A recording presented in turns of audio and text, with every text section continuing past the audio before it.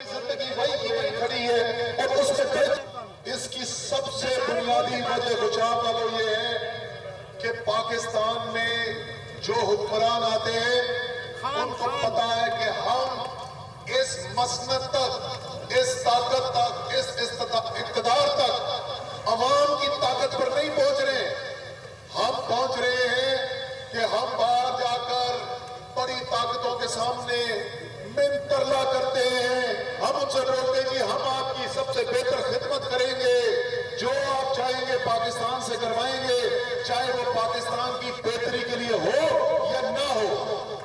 جب ان کو پتا ہے کہ ان کا اقتدار آ رہا ہے باہر آقاؤں کی مرضی سے، تو خوشاب والوں آپ کے کام کیوں کریں گے؟ وہ فیصلے کیوں کریں گے جو آپ کی بہتری کے لیے؟ وہ تو وہ کریں گے جن کے ذریعے ان کو اقتدار مل رہا ہے۔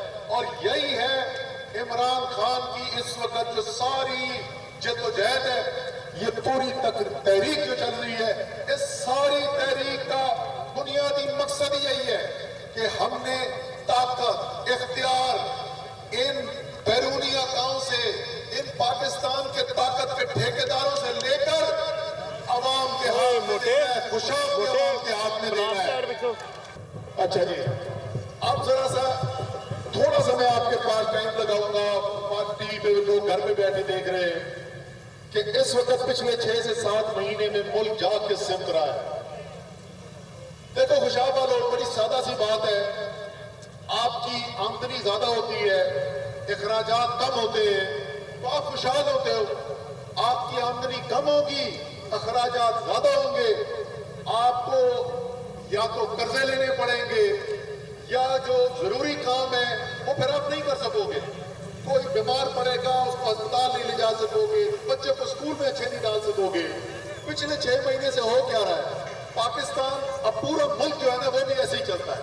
باہر سے جو ہماری آمدنی آتی ہے وہ آمدنی بڑھا دو تو ملک کیا خوشحال ہونا شروع ہو جاتا ہے۔ عمران خان کی ساری کوشش کیا تھی کہ پاکستان کی آمدنی بڑھے تاکہ پاکستان کا دار و مدار بیرونی طاقتوں پر کم ہو۔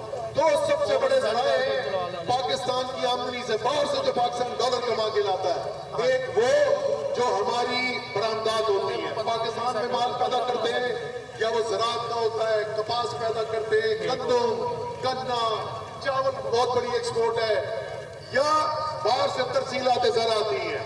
اب ذرا سنو عمران خان کی حکومت نے کیا حاصل کیا۔